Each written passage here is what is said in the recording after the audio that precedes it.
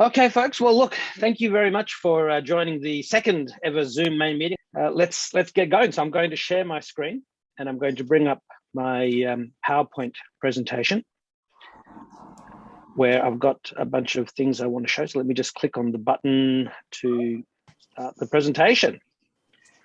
So welcome to the second Zoom main meeting. The first thing I wanted to do was to remind you to please buy a ticket for, if you haven't already, for the ASCCA 23rd conference. It's on in just over 30 days. And we have lots of cool people. We've got NBN information. We'll have somebody from eSafety. We'll have Charlie Brown. We'll have myself. We'll have a presentation on accessibility. We should have the gentleman from Google again. We'll have Nokia smartphones and hopefully one of the new Nokia tablets to win on the day, just like we had last year. We'll also have 10 copies of the Acronis Cyber Protect Home Office software, which is the new version. That's what it's called now. Instead of being Acronis True Image, they're now calling it Cyber Protect because it protects your computer from viruses, ransomware, and malware. It backs your computer up to a portable hard drive or to the cloud. The versions that will be up for grabs are able to give you 1 terabyte of cloud storage space, and you can load them on 5 computers, including your smartphones and tablets. And it also protects your Zoom and Teams meeting on Windows PCs from being hacked. So they're $30 a ticket. Please tell all your clubs, tell everybody. You don't have to be a senior to be there. Any age is welcome. And we'll also have it available on YouTube like we did last time. But if you want to be there and in the chance, a very good chance to win a stack of great prizes, then please be there. So next on the list, I want to tell you about is the iPad mini. So the iPad mini, I've got the iPad mini right here. And this is the smallest, cutest little iPad. It's got an 8.3-inch screen. And it's got the little Touch ID button on the side there. You put your finger there and it will connect. So you can see here it's showing me, showing you me there because it's got the camera that's already open. But it's very much the size of like a book. I mean, if you've ever seen Hitchhiker's Guide to the Galaxy, you can imagine this is the little, the guide itself, the electronic guide. But you have a big thing saying, "Don't panic on it," which would have made, I'm sure Douglas Adams would have been very pleased. Now, the unit itself is $749 for the 64 gigabyte model. And that doesn't include the case. This particular case magnetizes onto the back, and when it's magnetized onto the back, like that, it then has a little clip that clips around the front. So it's sort of very cute. When it's closed, it's off. When you just open it up, it immediately turns on. And then you also have the stylus. And, you can connect a Bluetooth mouse and a Bluetooth keyboard to any iPad, just like you can with any tablet. And it's really very similar to a full computer then. So the other new iPad is the one that's $499. Obviously, with both this iPad, the little one, and the bigger iPad, you can buy bigger versions that have a SIM card socket and have up to 256 gig of storage. So naturally it costs more. But, a lot of people will see these inexpensive, inverted commas, inexpensive computers from JB Hi-Fi or Harvey Norman that are $500-600 or even less. And often they come with these Celeron or Pentium processors, which are just underpowered. Even Microsoft has a thing called the Surface Go 3, which is smaller than this. It's got a 10-point-something inch screen, similar to the iPad you can see on the screen there. But it's got this Pentium chip inside, which if you're trying to have a few tabs open, trying to do more with it than just very basic stuff, it starts to chug, it starts to slow down. Meanwhile, this particular iPad mini has the A15 Bionic chip. That's the latest chip from Apple that it introduced with its iPhone 13 model. So it's incredibly powerful, 50% more powerful than the fastest Android chip, and more powerful, much more powerful than those processors that you see in those cheap Windows computers, which would struggle with Zoom. The fans would spin up, making all this noise. Try and open a few complicated tabs, and everything just slows down. This 9th generation iPad has the A13, still very powerful. I mean, 2 generations behind the most advanced iPhone and 2 generations behind the iPad mini. But look at the price, $499. They doubled the capacity this year from 32 to 64 gigabytes of memory. You don't have to buy the keyboard for $235, and in fact, you can use a cheap Bluetooth keyboard that you can buy from Logitech or at Woolworths or whatever. You can also buy one of these adapters. It's $65 for this adapter. It's a USB. It's a Lightning to USB 3 and another Lightning port. So I can plug into here. I can plug a little USB dongle or a multiple adapter, and I can have one of the keyboards and mice that plugs in via that. But you can connect it via Bluetooth. There's no need for a dongle at all. And then on your iPad, and this goes for any iPad running iOS 13, 14, or 15, you can be operating your iPad with a keyboard and mouse if you want. But I mean, of course, you've got the beautiful touch environment as well.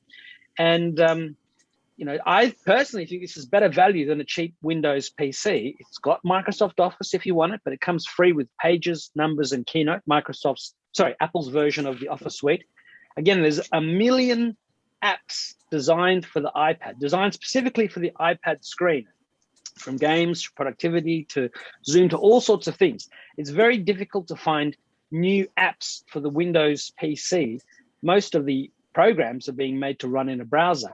But if you want to find programs that work with pretty much any aspect of your life, and if you already have an iPhone, you can run all of them on an iPad, then I really do recommend getting one of these. But if you have an Android phone, then probably getting an iPad is probably not something you necessarily are interested in. So the Android tablet version has a lot of competition. Samsung just launched a 12.4-inch iPad clone called the Samsung Galaxy Tab 7 FE. FE stands for Fan Edition.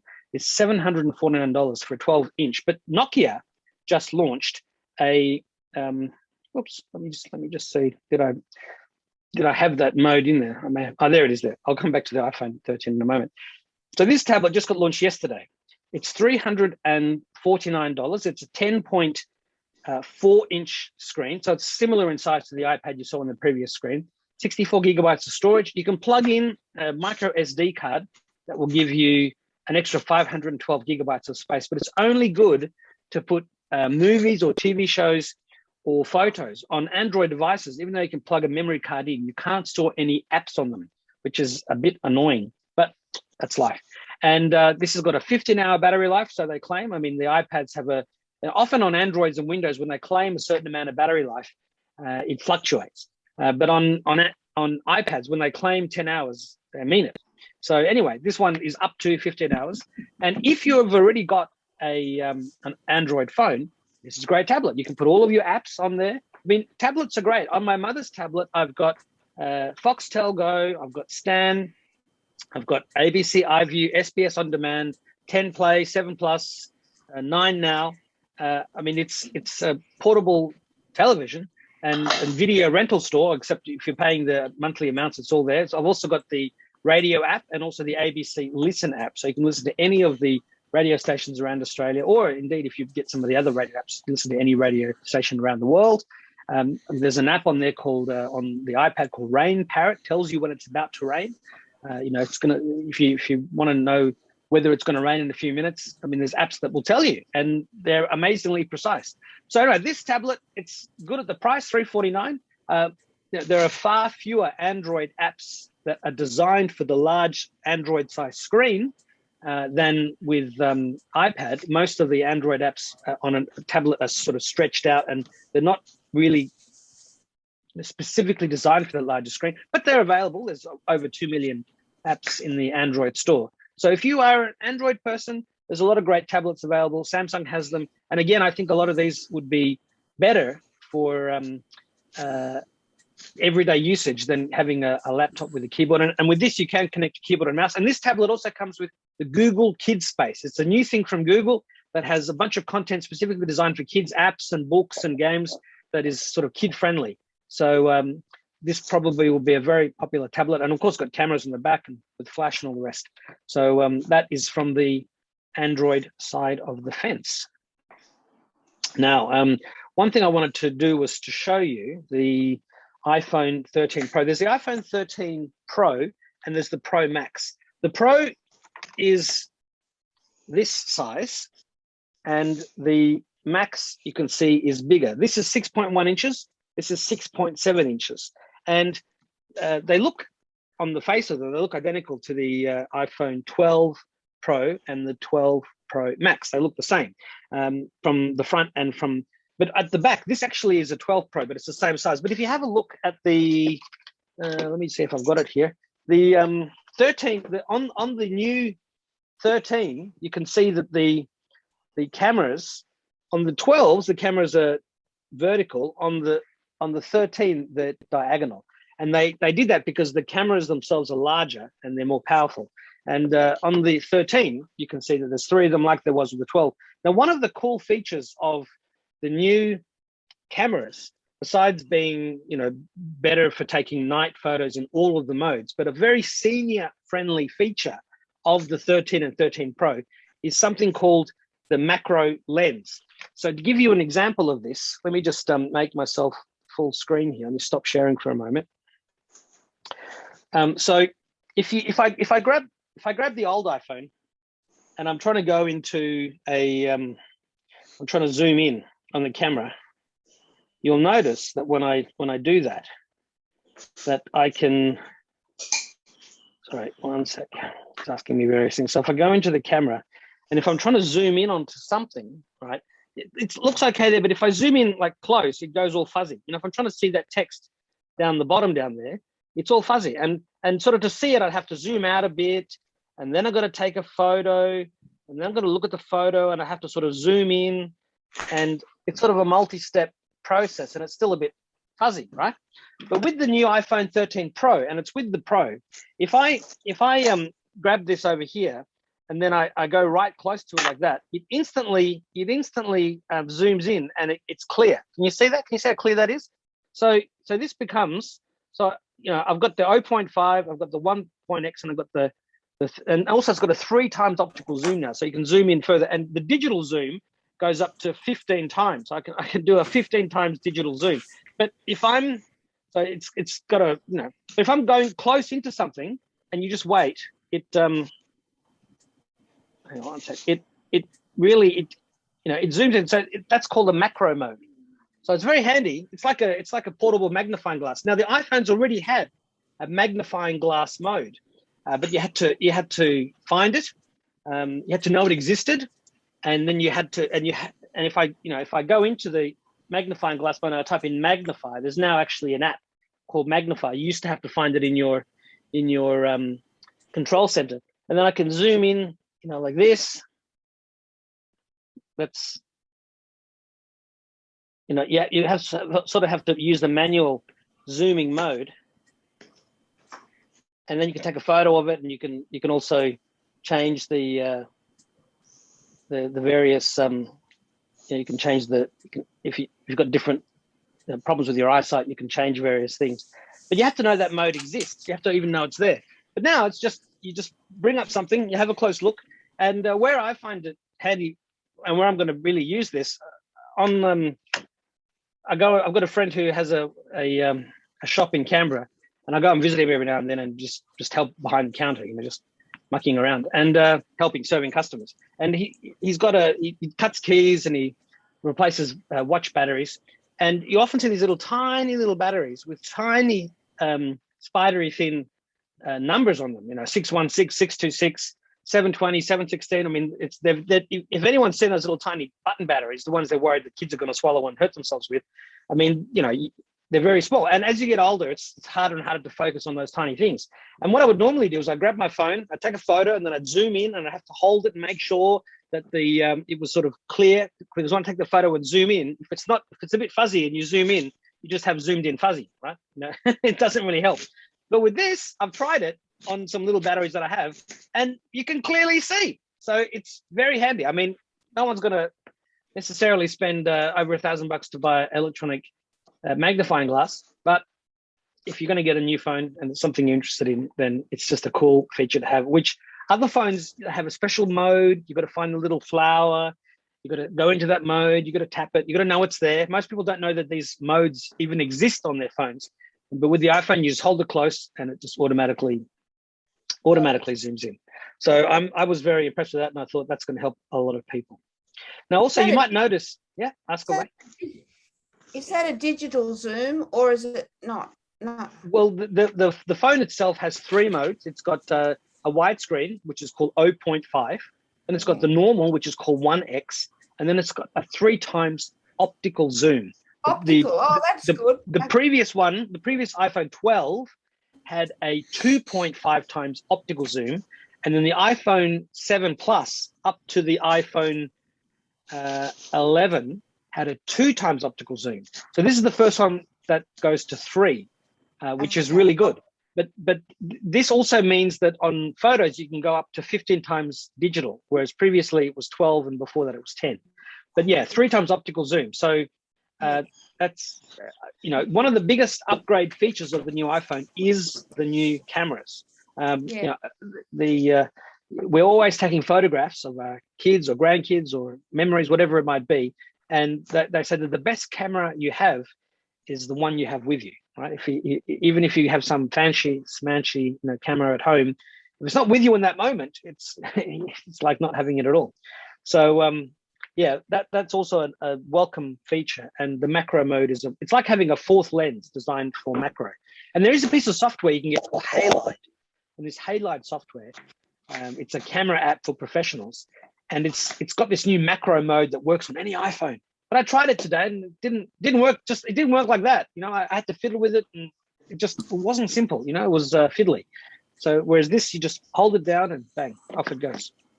Sally, Hello. You had a question.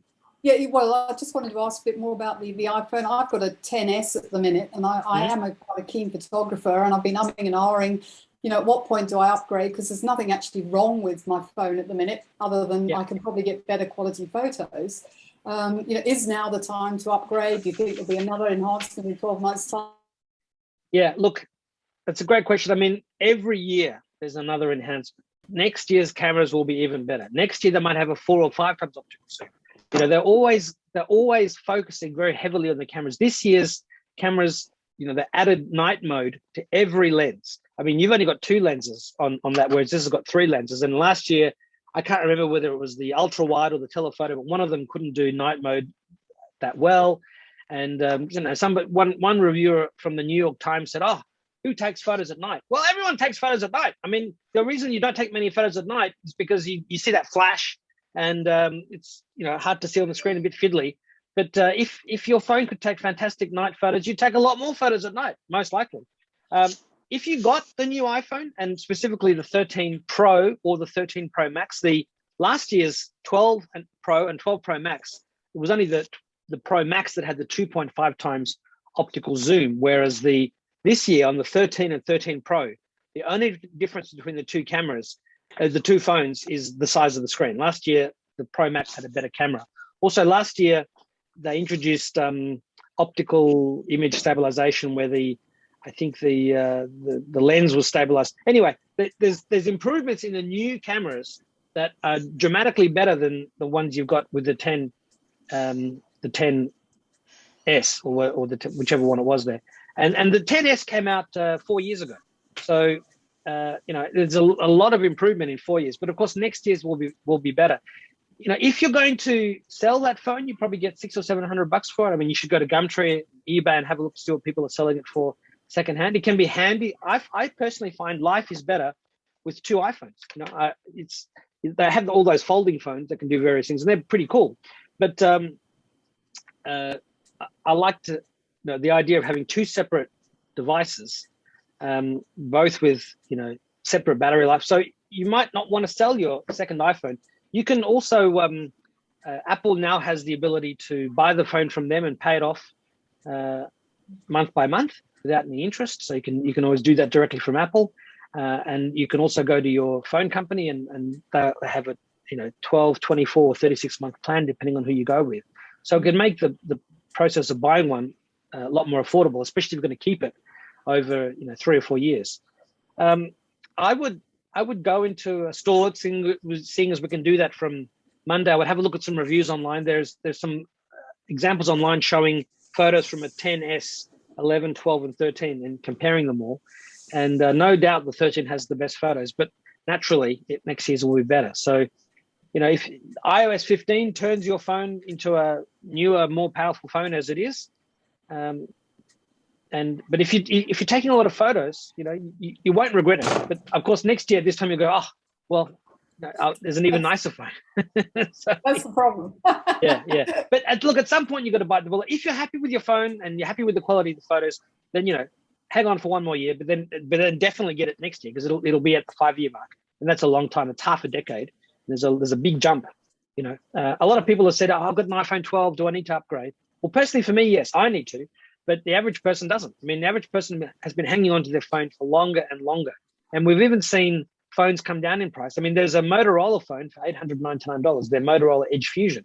And it's got a 5 times optical zoom. It's got a special zoom lens. And actually, a Huawei phone had that back in 2019. So Apple's behind in one sense.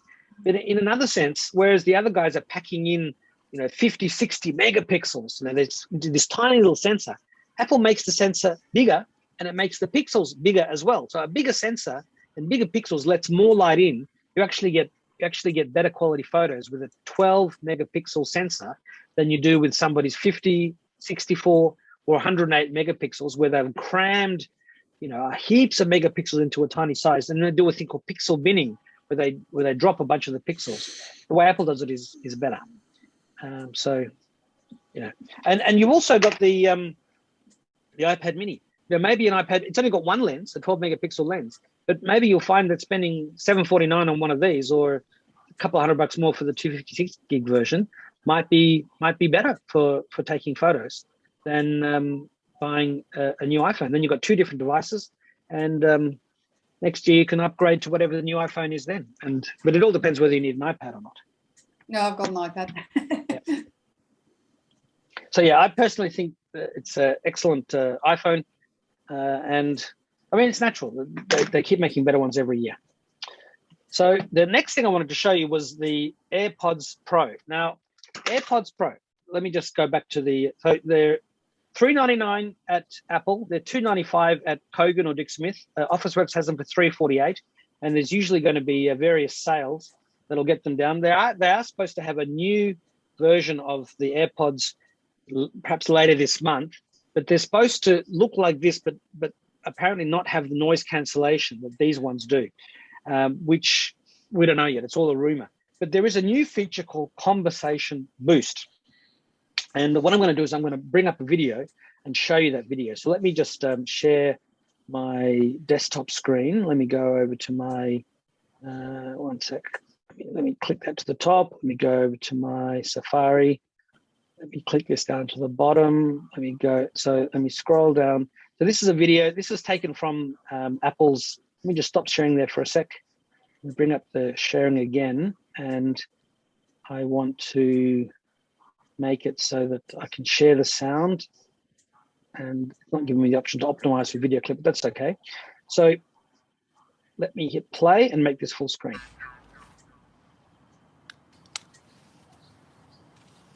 AirPods have helped us enjoy music like never before. And they've helped us stay connected in so many different ways, whether to friends and family, to our devices, or to our favorite entertainment. With iOS 15, we have some great new features coming to AirPods. Starting with Conversation Boost. Now this video was... Hearing challenges stay more in conversation. This video was shown, I was hitting the wrong pause. This video was shown back in June or July at the Worldwide Developer Forum. So this feature has just come out. So what you're seeing now, I've been waiting because I've got a friend who's been testing hearing aids, the $10,000 ones. And I'll tell you about her verdict in a second. But this feature was being shown, but just became available a couple of days ago. Which is designed to help people with mild hearing challenges stay more connected in conversations. Through computational audio and beamforming microphones, Conversation Boost focuses your AirPods Pro on the person talking in front of you. So you can see that imaginary beamforming microphone there. Making it easier to hear and follow along in a face-to-face conversation. And to help you hear the conversation even better, you can also reduce the amount of ambient noise. Next, when you can't reach for your iPhone, Announce Messages with Siri helps you stay connected. iOS 15 takes this further with Announce Notifications. Now Siri can automatically read your important, time-sensitive notifications to you, like when your dinner has been delivered. And when you set a location for your reminder, like the grocery store, Siri will read your shopping list to you right when you need it. You can easily choose which apps to enable and select Do Not Disturb when you don't want to be interrupted. And if you're using the new Focus feature, your notification preferences are already taken into account. Next, we have significantly improved how AirPods work in Find My. So what they're saying there is that you can, if you lose the AirPods Pro, you can use the Find My feature to find them, and you can come to this article on ITY or other articles that talk about the Conversation Boost feature. And if I just bring up Macworld Conversation Boost, it says, it's explaining here that new feature turns your AirPods into a makeshift hearing aid for conversations. And it's got to be the Pro model. So that's the wrong picture there. It's got to be the AirPod Pros, which are this fatter case. I have a little had a little protective case for it, but it's these particular ones. And what it says is that you've got to make sure that you have the firmware 4A400. And the way that you find that out is you go into the settings on your phone and you click on the Bluetooth, and let me just make this full screen. You go into the settings on your phone, you click on the Bluetooth, and then you tap on AirPods Pro over here. So I'm just doing everything back to front. So you tap on that, and then when you scroll down to the bottom, it will tell you the firmware, and it needs to say 4A400. It needs to say 4A400, and there's no way to force update the AirPods. You just have to. The way that people have done it is they've listened to music for a minute, they put the AirPods back into the case, they plug the AirPods into the charger, and they just leave it next to the phone. I mean, theoretically, by now, if you have AirPods Pro, they should have updated. If you buy them from the store and they're not brand new, in terms of the stock that's been sitting there for a few months, you've got to have this 4A400 firmware, and it just updates by itself. But once you've done that, if I go back into the share screen, then Alex, can I just make a comment?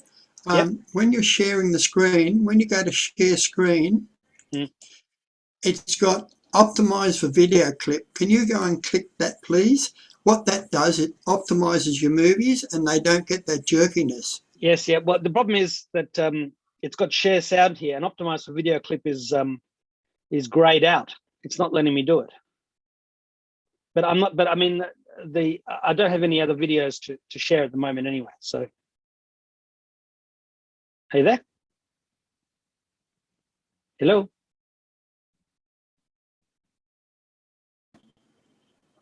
Are you still there? Yeah, I'm still here. Are you? Oh, sorry. Yeah, no, it seemed to have dropped out. Yeah, I'm not sharing any more videos at the moment, but normally when I click on the share, it's got at the bottom optimized video. I can see it, but it's grayed out. For some reason, it's grayed out. If you unshare it and share it again, you'll probably find it'll come in. Yeah, well, let me try that. But I've been unsharing and sharing all this time, and it's for some reason not letting me do it. Yeah, see, if I take a photo and show you. Yeah, when I have a look at mine, that's grayed out too for some reason. Yeah, I don't know why. But you can see it on the bottom there. It's shared, and then optimized video clip is not shared. So don't know why. I'll have to look at that. I have to figure it out. But I'm not intending on playing any more videos. So yeah. Now with this sharing feature, you have to go into the your settings, and there's something called accessibility. So you got the there's something here called accessibility. So you've got to click on the accessibility section, and then you've got to scroll down to AirPods. It says here audio accessibility settings, headphone accommodations, and you've got custom audio setup, continue, and transparency mode. I mean, you have to follow these instructions. If you type Macworld, I've got instructions on ITY. If you type ITY Conversation Boost, or you type Macworld Conversation Boost, you'll find this article. And a friend of mine has been testing for the last year a whole series of headphones, from the ones that the government will pay for through to the $10,000 ones.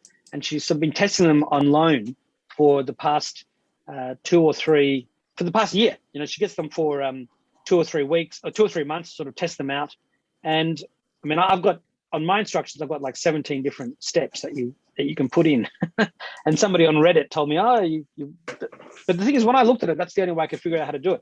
Anyway, I took this lady through the process because I've been telling her about this particular feature ever since it was announced on that video that you saw. And we finally got it going yesterday, or the day before rather. And I tried it myself, and wow, it's loud. I mean, you can also adjust the conversation boost mode, but it really made a difference. And the only downside, she said, normally the AirPods have a 5-hour life to listen, and about for something 3.5 or 4 hours for talk time. Now, when you've got the AirPods, and you can either have one or both in at the same time, when you have the AirPods, it takes you down to about 2.5 hours of continuous listening before the AirPods need a charge, and about 15 minutes will recharge them back to full.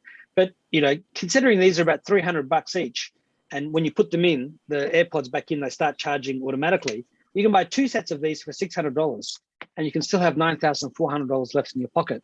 And you will need an iPhone, but the unlike the listen mode, live listen that works on the older iPhones that uses the microphone on your iPhone as the microphone that you're listening to here, the conversation boost is using this microphone down here to listen. And so she thinks she's getting a better sound out of these AirPod Pros than she was out of the $10,000 hearing aids. And the $10,000 hearing aids, they also need batteries. They last a lot longer than 2 or 3 hours at a time. But the software to connect to iPhones was flaky. The Bluetooth connection was flaky. She was just having problems. And also, if you have a Mac or an iPad, the AirPods will automatically flip between the different devices. You can turn that off if you don't want it. But if you're looking at something on the iPad, on YouTube, or where a call comes through on FaceTime and you answer on the iPad, the AirPods automatically switch across. And also, as you're listening, if a call comes through on your phone or something comes through, it just automatically switches. So it's much more convenient and a lot cheaper. And if you need hearing aids and you've got an iPhone already, I mean, try, if you buy the AirPods from Apple, they've got a 14-day, no questions asked return policy. Now, I don't know if Officeworks or JB are quite as generous, but Apple certainly has that. And when I first bought the AirPods, the little silicon connections, the come with three little these little earbud thing, these little whatever they're called, the tips. It was hurting the very bottom of my ear. And at the time, there were no memory foam. You can see if I squeeze this here, it's memory foam. So it slowly expands again, And these memory foam tips, you can buy them for you can buy a brand called Comply for about $50. But on eBay, you can get this cheap brand for $10 in small, medium, and large sizes. And I use these in my ears, and I don't find I have any. There's no pain at all. And if you can just use one in one ear, and then when that goes flat, you can put it back into your case, then you can put one in the other ear. But the friend of mine, she said no, she likes to have them both in both ears. So she's going to end up buying a second one of these for about $300, $348 from Officeworks if you want to just go out and buy it or click and collect it, and not have to wait a couple of weeks for it to arrive. And she thinks that that's a much better solution than the $5, $6, $7, $8, $9, $10,000 hearing aids she's been trying. And yes, they say, you can get the hearing aids that are really small. Nobody can tell you're wearing it. Well, you don't look like a crazy person wandering around talking to yourself or having these in your ears anymore. Just everyone has them. So you just look like anybody else. I mean, there's nothing unusual about having them. So this whole business about having hearing aids that nobody can. I mean, people just think you've got a pair of headphones on, which is what it is. So anyway, if you're thinking about spending thousands and thousands of dollars, at the very least, try one of these and give it a shot. I mean, you will need an iPhone for it, and if you haven't got an iPhone, you have to buy one. But it's still a lot cheaper. So that's something new, and it's something I think is really handy for seniors. What's the link? Have you got the link for that for that website you're just looking at? What is the link? Sure. So this one here, if you go to Google, type IT Wire conversation boost, right? The very first result, there it is there. New AirPods Pro firmware. But the other one to type in is Macworld Conversation Boost. Okay. And if you do that, the very first result, new feature turns your AirPods Pro into a makeshift hearing aid. So, so definitely try it. And then tell me what you think, let me know. I'd love to know if you think, and remember, the audio, the sound can be tuned. So if there's too much background noise, you can turn the background noise down. You can tune it. You can also add something called an audiogram. On my article, I posted this to Reddit, which is a internet message board. And somebody said, because in my list of instructions, the way that I figured out how to do it, you can add something called an audiogram, which allows you to fine tune the AirPods ability to do the conversation boost much more accurately. And I'm just wondering so if I scroll down here, we're losing your audio, Alex. Am I back? Yep. Yeah. I don't know why that's happening. Sorry, guys. So if I scroll down here, you can see that there's an app called I must have gotten rid of it. Anyway, I've got the link down here. This app is called the Mimi Hearing Test.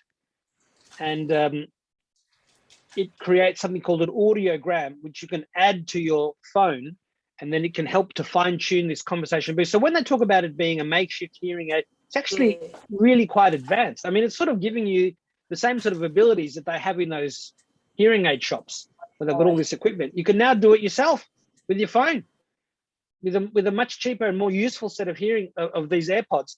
And as I said, if you buy 2 of these, I mean, if I type Officeworks AirPods Pro. Your picture is also freezing sometimes. Yeah, it's telling me for some reason that I've got. It's probably because I have too many computers, too many devices in this room. Is it back? Is it back again? Yeah, you're right. Okay. So sorry about that, guys. I'll try and. I think I might have to wire my. I'm relying on Wi-Fi. I should wire it.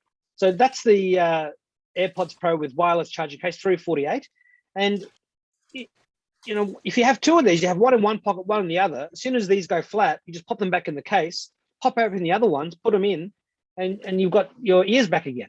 And you can just flick between them. And whilst that might sound annoying, I mean, pretty soon it'll be second nature, and you'll also be, $9,000+ happier. You can buy AirPods and iPhones for many years, and the problem is that those hearing aids, they go out of date, they break. I mean, I've got friends that have paid $8,000 for theirs. And then a few years later, they need another pair. It's another $8,000, and they're flaky. They've got problems. I mean, luckily, I don't have any hearing problems at the moment, but I'd definitely be looking at using these. And I mean, some people have spoken about using the transparency mode in the headphones, which was a mode that sort of amplified the sound before you had this conversation boost. And they said they were sitting in a cafe. Remember when we could do that? They were sitting in a cafe, and when they put this transparency, because you just squeeze the stem of the AirPods, you squeeze it, and it goes from the noise cancelling to it being off to the transparency mode, and just by squeezing. And they said they put it into transparency mode, and next thing they were hearing what the people were saying at the next table. So it gives you sort of bionic hearing. Which is, what all this technology is designed to do. All of this technology is designed to augment human capabilities. And so this could be a fantastic thing for seniors at a good price.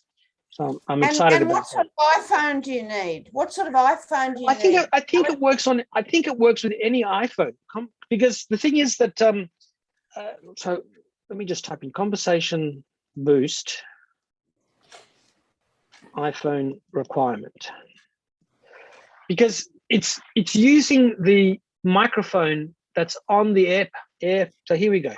It has to have the 15 software. Well, it's got but iOS 15 works on iPhone 6S or above. Yeah. So I mean, you can have a 5-year-old iPhone to get iOS 15. So if I scroll down, if I just type in iOS 15, what does it say? So where's the iPad? Yeah, it should work on the iPad too. It should. iPad in the phone. Pardon me. Yeah, I don't think you need any. You need an iPhone or iPod Touch with at least the iOS 15 software. So it's an iPhone 6S or above, or I think an iPad Air or above, and then you can have the iPad or iPhone off. It doesn't require those things to be on for that feature to work. Oh, okay. As far as I'm aware. And the thing is, you're going to have your iPhone with you anyway, right? It's not as if you're going to turn it off. So, and the AirPods Pro is currently the only model that's compatible with that. Even the older, I don't think I have them here. The older AirPods are not compatible with it, and even the AirPods Max, the ones that the over-the-ear headphones don't have it. So, and again, you can buy them from. If you buy them from Apple, it's $3.99. If you buy them from Officeworks, you should be able to return them, but you better check with their COVID policies. They might say, "Oh no, we don't accept it," but they should. But if it doesn't work for you, or you're not happy. With Apple, you've got 2 weeks to return it, but with Apple, they're charging $3.99 for theirs. But I bought mine at Officeworks at last year's tax time, so I got them at $50 off. I got a good price. Okay, so let me stop sharing that for a second. Let me go back to my. Oops. Go back to my PowerPoint presentation. So I also wanted to give you a demo of Windows 11, but before I do, I heard you talking about the USB sticks before, and you can buy different USB sticks. This one here is one, for example, that has USB on one side, and on the other side it's got the Lightning, so you can plug it into iPads or iPhones and share information. You can also buy these that have both. I've got it here somewhere, but you've got one that's got USB on one side, and on the other side it has USB-C, which is that adapter there, which works both ways. But it is possible to buy these sorts of USB-C SSDs. And I think I spoke about this last time, but these are about $159 for 1 terabyte, and they're less. Let me bring up the Officeworks page. Instead of buying a USB stick, I would say never buy a USB stick again if you can possibly avoid it, because you get a much faster connection from one of these USB SSDs. So let me just bring up my Safari, and let me type in Officeworks SSD. So this will take me to the Officeworks page. Hello.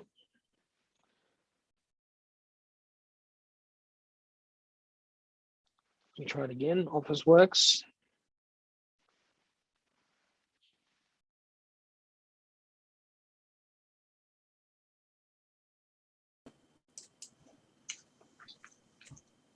Okay, so then I'm going to type in SSD here.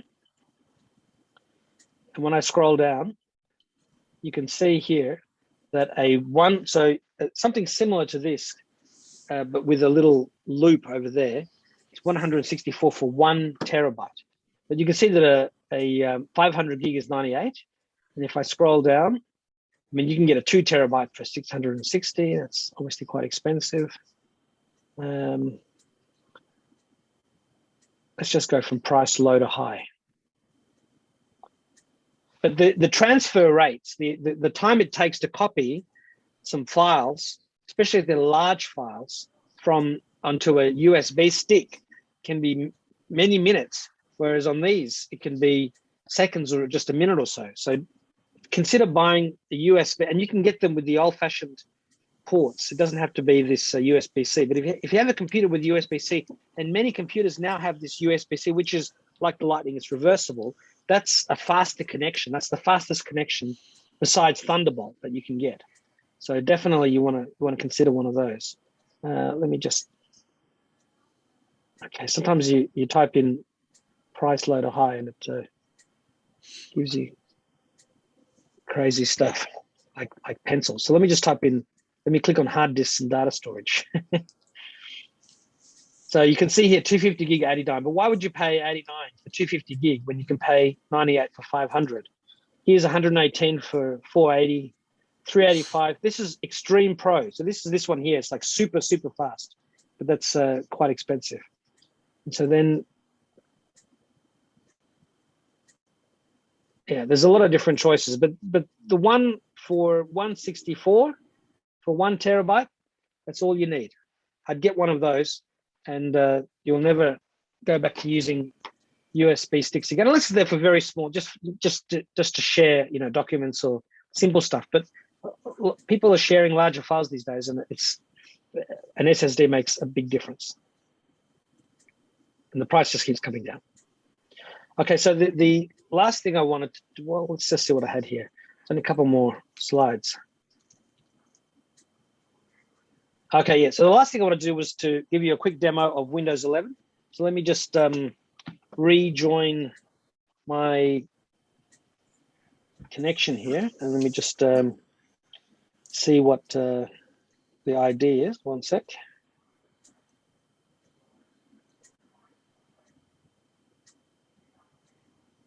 ASCCA stop press. One sec. I did have this set up before, but I had to use it on my iPad Mini. I should have had a third or fourth account, which I didn't have.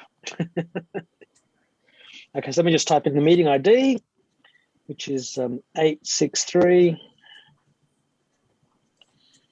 2522 0980. I'll type in the word Windows 11. Windows 11. Turn off my video. Do not connect to audio. Yes, please. I'll click join.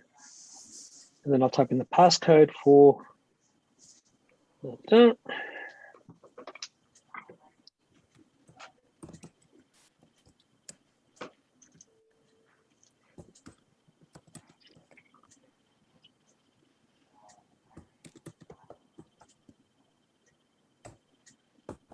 So let me stop the sharing on this, and let me start the sharing on this screen. So what you can see now is Windows 11. The start button is now in the middle. So they've changed it. Now this start button can be moved to the left, but you can see here that if I right click on the taskbar, it just says taskbar settings. There's a lot of things that have changed. The taskbar is much more simplified. Apps cannot put things into the taskbar. There's some apps that allow you to show a battery down here, for example. That's no longer there. And if you have a second screen, all you'll see on that second screen is this start button down the bottom here. You won't see. Is it frozen? No, sorry, it's frozen. All you'll see is the start button in the middle. So Microsoft has a lot of work to do to make this start the taskbar to bring it back to Windows 10 feature parity. If you click on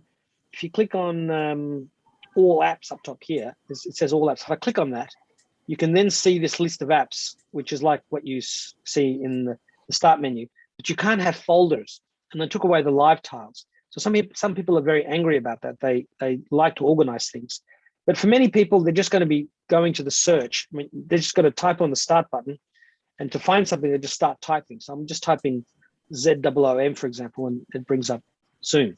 So you can type in various things. You've also at the top here got all apps and documents and web and more. So Microsoft has simplified this. They simplified it because they were making a dual screen foldable computer called the Surface Neo, but it got cancelled, or they might still launch it. They never came out with it. It looked incredible. It was announced in 2019, and this was a version of Windows called Windows 10X. So the start menu was changed. If you look at the bottom down here, now the corners are now rounded, which is kind of neither here nor there. If you want the, like some people said, well, I like to right click on the task bar to bring up the task manager. Where's the task manager? Sometimes you want to kill applications or you want to do something. Well, now you've got to right click on the start button and then you've got the task manager in there. And so some of the features are now in here, and the right clicking on the start menu already had that. But again, you can see, you know, these rounded corners. I mean, it's just a sort of a very simple visual change. A lot of these icons down the bottom here have also changed. You know, they're now sort of more modern looking.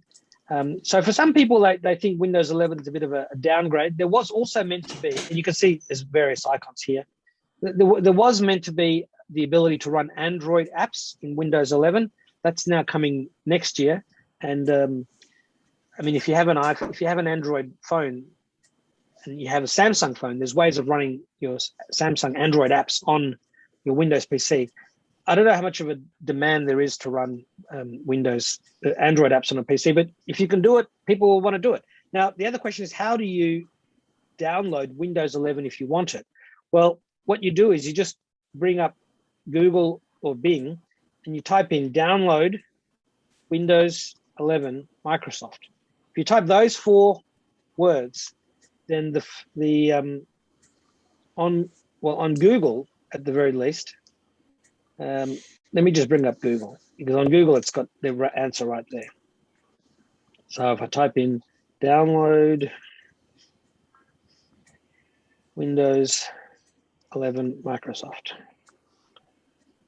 So this is the address here. You can see I'll bring it up. At the top it says microsoft.com/en-us/software-download/Windows 11, which is why I say go to Google and type in download Windows 11 Microsoft, and you'll come to this page. And when you're on this page, you've got the Windows 11 installation assistant, which will upgrade your existing computer. And if you scroll down, if you've got a new computer you want to install it on, you can also download the Windows 11 installation media, which will install Windows 11 onto a USB stick, and you can then boot your computer and install it from there. I'd say you'll need a Windows 10 key to upgrade. But if you have a look at your existing Windows 10 computer, you'll notice that on this page here, it actually says, this is before I updated this computer manually, it says this PC can run Windows 11. Great news. It says your PC meets the minimum system requirements for Windows 11. Specific timing for when it will be offered can vary as we get it ready for you. And it says some Windows 10 features aren't available to Windows 11 users. Certain apps and features may have additional requirements. So if you're interested in upgrading to Windows 11, you can either do it manually or you can wait for it to be available to your computer.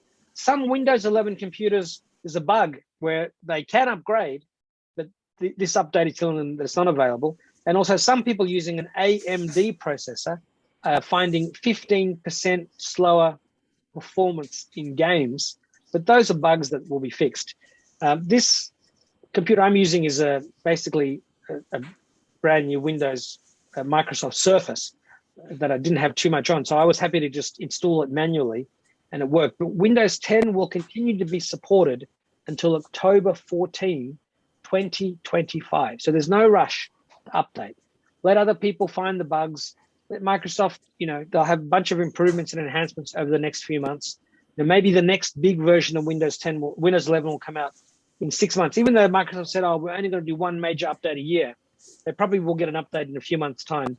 And if you're really interested in Windows 11, that's probably the time to get it. So, but if you've got a brand new computer or you've got a computer that's spare and you want to try it, you can. There's even ways of installing Windows 11 on computers that are not officially powerful enough to get it. But personally, I wouldn't bother. Just stick with Windows 10 because you'll have fewer problems if Windows 11 isn't supported on your computer. And the installation process was all pretty straightforward. I mean, it was just like installing a Windows 10 update.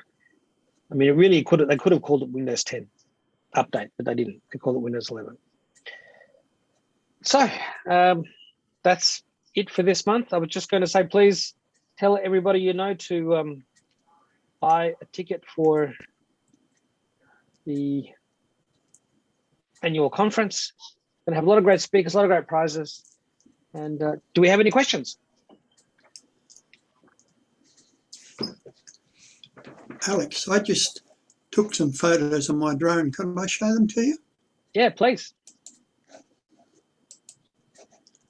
That should do. Can you see my screen on the right there? Yep. I need to come across.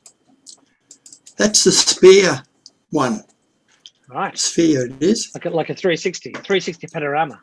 Yeah, it takes 32 photos from about, I was about 10 metres up. I can do this legally because that's my house there and I was standing under there, under the carport. I'm not allowed to, if I go in the street, I'm breaking the law. Yeah. That's a straight panorama shot. Mm-hmm. That's what they call the vertical panorama. Going upwards. Yeah. And are you breaking the law because if you go on the street because you're close to an airport or you haven't got a license, or what's the reason why you're not allowed to go on the street? First thing is I do have a license, so that's no problems. Being in the Shoalhaven, the whole of Shoalhaven is a no-fly zone. Oh. But my license gives me a few variations. Right. But of Saturday and Sunday and after 4 o'clock of an afternoon I can fly because the airport's shut down then. Right. The vertical shots are 3 photos. Mm-hmm. And that was just that's all. Yeah. But I like that first one. Yeah. Yeah, that it's a one. beauty. It's rather unique when you think about it. Yeah, well, it's giving you a perspective that you otherwise wouldn't have. Yeah. I mean, it's a picture you couldn't otherwise create. Certainly, you couldn't do it with a regular camera or an iPhone. No. It takes 32 shots, but they're all in 1, 2, 3, and then it goes again. That shot, which is that one, takes 9 photos. And it stitches it for you in the software. It stitches it on the drone. It stitches it. Yep. If you try to stitch it outside, it doesn't because it says something's missing. I tried that with Photoshop yesterday, and it was hopeless. Whereas the camera does it for you. And which drone is it? The DJI or which one? Yeah, DJI Mavic 2 Pro, Mavic 2 Pro Zoom. And just so people have an idea, what does that particular one cost to buy? Oh, mine cost me about $3,000. The drone, but I bought the combo pack, which gives you batteries and case and all that sort of thing. Yeah. It's the 3rd drone I've had. Yeah. The first drone cost me $200. I bought it just to see what it was like. Mm. I went up to about 200 metres one day, and the wind took it, and that was the end of the drone. It just took over. I couldn't do anything. So then I bought a little Spark, and then I bought this one, and I'm considering now selling this and buying the new Mavic 3, which comes out this month. It's got 2 cameras on it. Right. Much more. And the battery time is 47 minutes instead of 35. Yeah. Well, that's the thing. Just like with phones, the drones every year get better and better and longer battery life and more stability. Yeah. In Canberra, because right now is sort of the bird nesting season. I don't know if people saw on the news a couple of weeks ago, but there was this rather large drone that is being used by a shop to deliver coffee and other things to people in lockdown.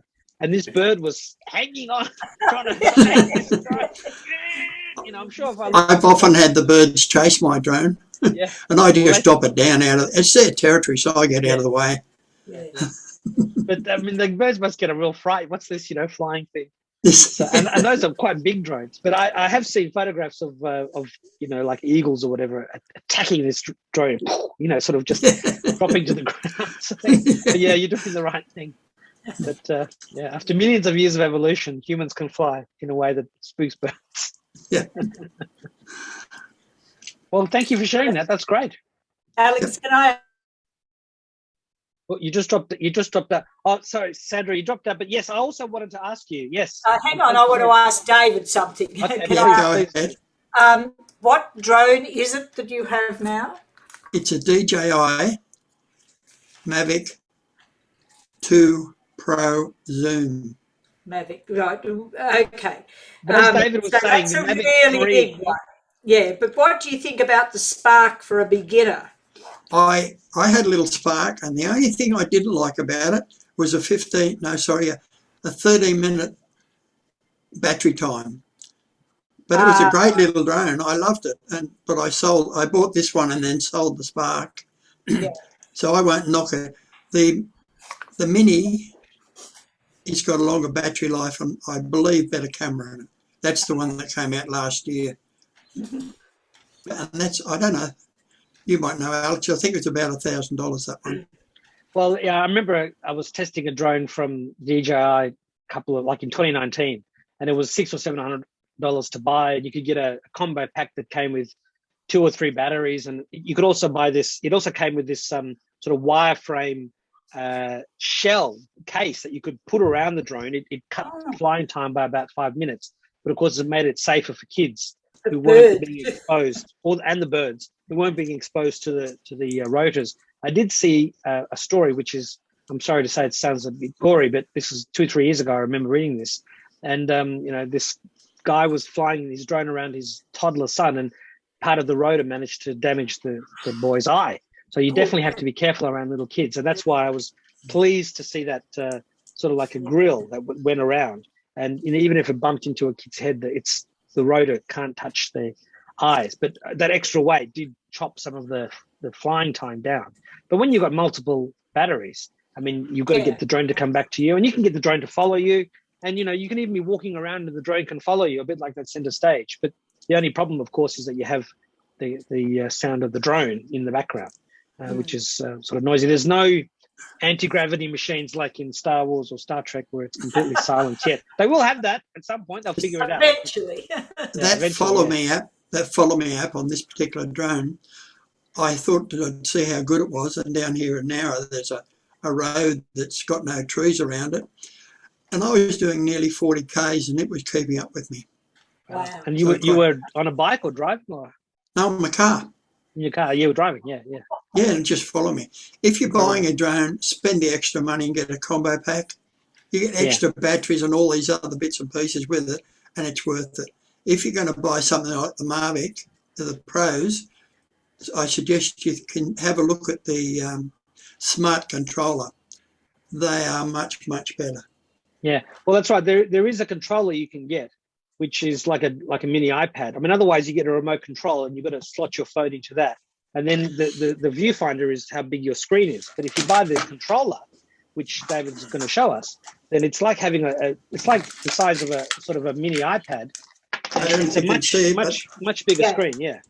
That's the smart controller. Yeah. But how many inches is that screen? 7 inches? It's that fast. That's about 5 inches, I think. Yeah. Well, I mean, I think there are bigger ones still, but still, that's dedicated. You can have your phone separate. So how much is that controller? And also the other advantage of these ones, that's the screen there. I haven't got it turned on, but it's in bright sunlight. It's much better than your phone. So what DJI have done, I don't know, but it's not good, but it's still much better. Yeah. Well, I mean, the newest iPhone, for example, has got 1,000 nits brightness. It's brighter than the previous one, but you've got to slot it in there. The phone's got to be charged. I mean, it's extra fiddle. If you pay extra for that separate controller, then it's just one less thing. One less thing to fiddle with. So that's definitely, it's worth it. Yeah. But get a combo pack if you buy a drone, because it's worth it. Because you otherwise got one battery and you're paying $150 for a battery for the, separately. And you've got it all on there. It's still more money, but it's still, that's why it cost me $3,000, because I got a combo pack and a few other things with it. You didn't muck around, yeah. Mm-hmm. Any other questions for David about the drone? No. Okay, so let me just pin you to the screen. So Sandra, I was in a rush and I forgot to put a slide for you. I wanted to find out how I wanted to promote the Newcastle Computer Pals group and find out how you've been going in lockdown. What are the sort of things you've been learning about, both, before lockdown, after it, how's it been going? What's been the most popular things people wanted to know about? Right. Well, Oh, you I don't know if it's me or you, but just start again. Keep going. Our first lockdown was 18 months ago. And we were about to go into our 20th year to celebrate our 20th birthday, and then everything went pear-shaped. And we had mid-March, we closed the club room down, and we were running lessons 3 full days a week and half a day Friday, and our special interest groups on the Monday. And we thought, well, what are we going to do? You know, what are we going to do for all these people? We've got to keep them with us. How long is this going to be? So we got together, and a few of us worked out that we would use Zoom. And we practiced Zoom between members of the committee. It was Barry, Lindsay, myself, Carolyn Keane, different Keane altogether, but we practiced, and we had little lessons between us and practiced how it worked. Then we announced that we were going to trial this to the committee and the tutors, and we started with our meetings. We had, first of all, it's weekly meetings on a Monday, just for anybody who could come in and just work on this software. Then by April, a couple of weeks later, we had announced to the full members that we would start running some Zoom sessions on a Wednesday, Thursday and Friday mornings. So Wednesday morning was Barry and I, Thursday morning was Lindsay with our help and Merv's help, and Friday morning was Carolyn and Mitzi and sometimes us. Now that went on till that lockdown lifted, and I can't remember when it lifted last year. It was quite a while. And we just ran those 3 sessions a week, and people could send in if they wanted something, or we would suggest a learning for the week was going to be. It was so popular that when we announced we were going back into the club room, people said, some of them said, oh, no, I'm not real sure about that. We added the special interest groups, Writer Pals, Memory Pals and Digi Pals. We added them in along the way. Then we went back in the club room. We actually had our Christmas party in Spears Point Park, and we hired the big marquee. We only allowed a certain number, but we split our group so that we were 2 separate groups and spread out. So then we kept that Friday Zoom all the way through, even though while we were in the club room again. And this year we were going fine and everything was going along well. We decided to have a special general meeting at the school next door to the club room to announce some changes to our constitution. It was a morning tea. Now, that was the first day after the holidays. It was a pupil-free day, and we thought, yeah, everything's right. But suddenly on the Friday, a lockdown was notified. We couldn't get in touch with anyone at the school, the principal or anybody. So we thought, well, we think we're going to be allowed. There's no kids there, but we weren't.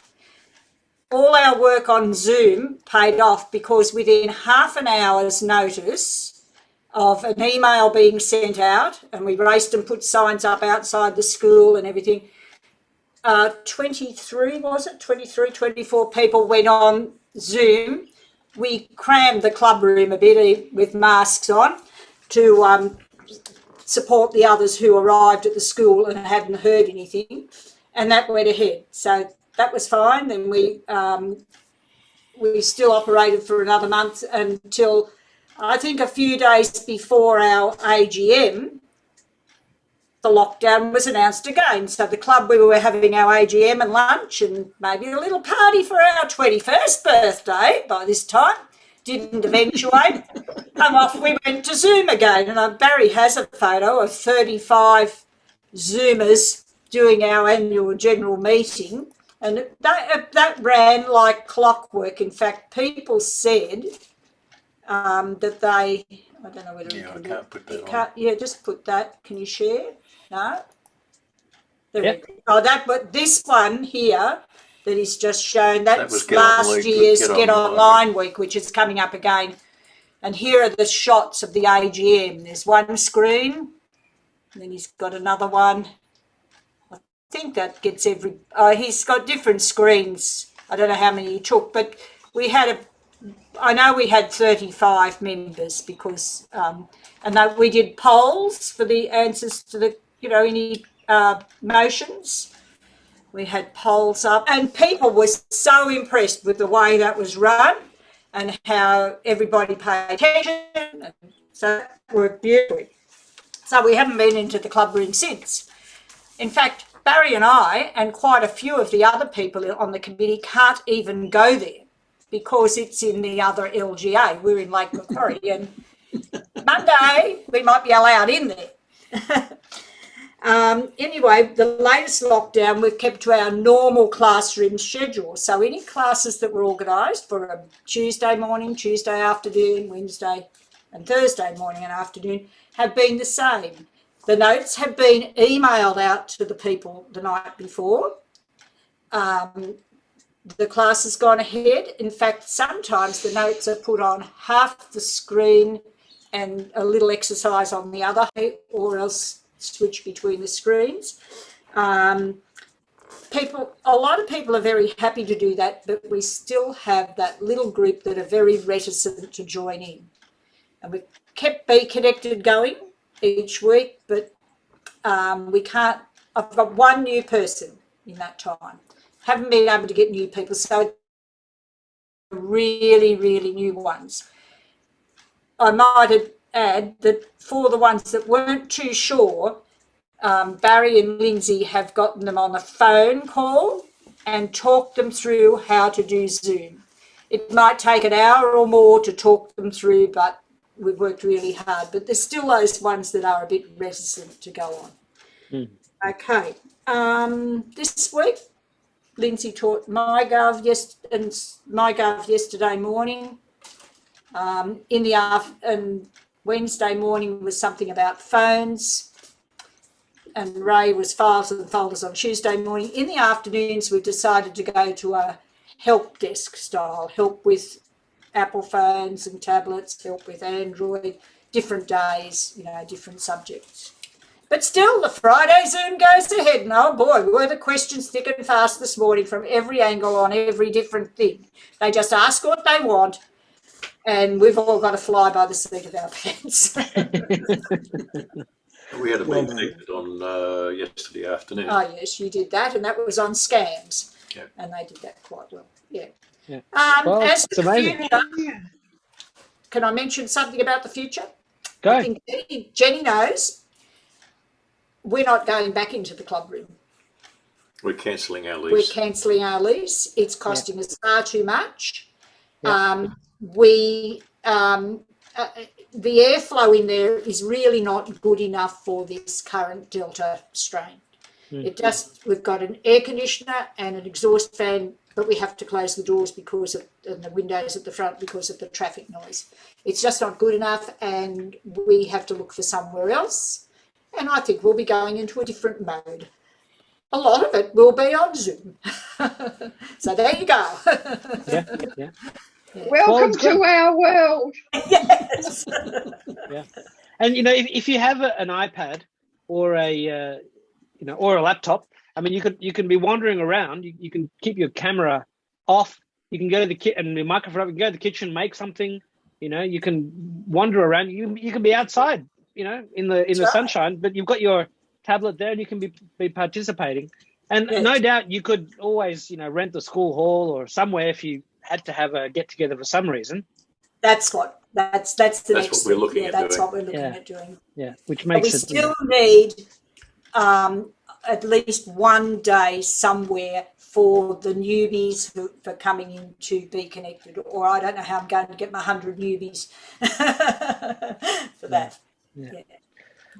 So. Well, I'm sure you'll find it. I mean, in one sense, things will get back to normal, and to rent somewhere won't be so easy. But at the beginning, you probably have plenty of places to rent that people will be, desperate to get people in. Yes. So hopefully you can find somewhere, and then it's all about hopefully people bringing in their laptops or tablets And, you know, as you know, with little portable hotspots or people just having their own data, I mean, I mentioned it last month, you know, the Felix Mobile, $35 a month for unlimited 20 megabit speed of unlimited bandwidth.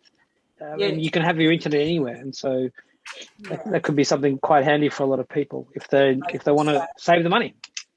So now I know how everybody at Sydney ASCCA felt having to pack up things. We can't even go in there, but Ray and Lindsay have been doing an inventory and they said they've made a mess in there.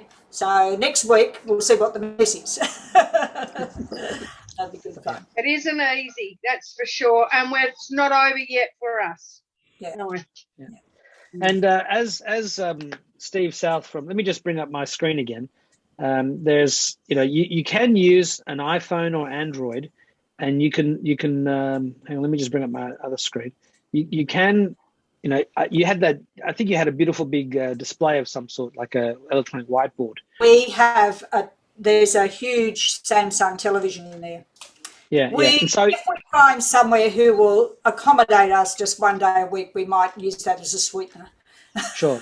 Yeah. Well, I mean, you could, you know, if someone has if one of you have a spare room in your garage, for example, and you can put some lights. I mean, you can go anywhere. You can go into a wall. That's right. But what I wanted to show you, which I probably have mentioned before, and it's what I was using at the what I'm using right now. See, right now, if I pin myself, let me just pin myself back onto the screen. Although you can probably see me full screen. But if I click on where it's got stop video, I click on the little up arrow. And if I choose the FaceTime HD camera, that is the camera that is built into my Mac and would be the camera that's built into most people's computers. But I'm using my phone on a tripod to get this picture, which you can see is much sharper and clearer. Much sharper and clearer, yeah. And so what I'm using there is I'm using something called, let me just close let me bring up my Safari. So what Steve South from the Sydney PC User Group says is he uses a thing called Iriun, IRIUN.com, Iriun. And it allows you, it says use your phone's camera as a wireless webcam for your PC or Mac. Install webcam for Windows, Mac or Linux. Download the webcam app to your phone and start using the phone with your favorite video applications. So if you put that phone, and you can buy, you know, 3 meter long iPhone and Android cables off Amazon. You can buy long cables. You can then you can connect the phone onto a tripod. If you can buy one of these little gadgets here. These ones from JB Hi-Fi costs $19.95, and it's got a little thing at the bottom. But at Big W, you can buy this with a little tripod stand for $10. It's a clone. Oh, it's a copy right, of this. what it is. Yeah. It just you put the phone in there like that, yeah. and then it's got got one on so my you just put it onto selfie stick. Same sort of thing as on the selfie stick. And so you can, but I mean, this particular brand is $19.95, but there are cheaper ones. Alex, can I butt in for a second? Yep. If you go into your bathroom, you've got the thing called a towel. Let me just stop the sharing there for a second. Sorry, David, you've just gone silent. It could be my side. That's what Barry was telling people when I don't know if it's my connection. Can you just say that again, David, in case I didn't You go to the bathroom and get one of your towels. That's a good one. Yep. Put your towel on the desk, and then prop the phone up on, or your tablet up on that, and you've got something that keeps it stable. Otherwise, you move. And it's quite good for when he's trying to demonstrate something that's on the desk. You know, when you're talking about doing something with photos. That's quite.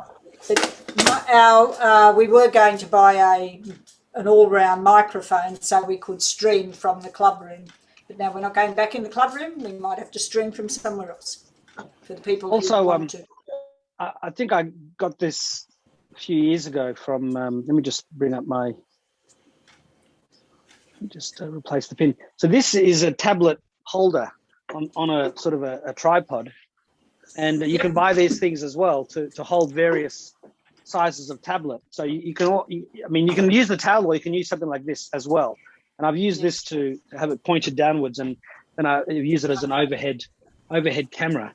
So, but anyway, there's that Irian app, which is free, but the one I'm using is called Reincubate. So REINCUABATE, Reincubate, and I'm just waiting for it to. So that's it there, right? Reincubate, and they've got a thing called Camo.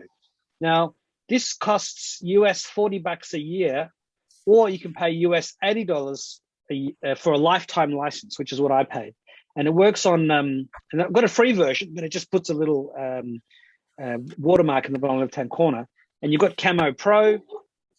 It's for PC and Mac, and it's what I'm using right now. And it's what I used for last year's conference as well. And it gives you, excellent quality video. You can use all the cameras.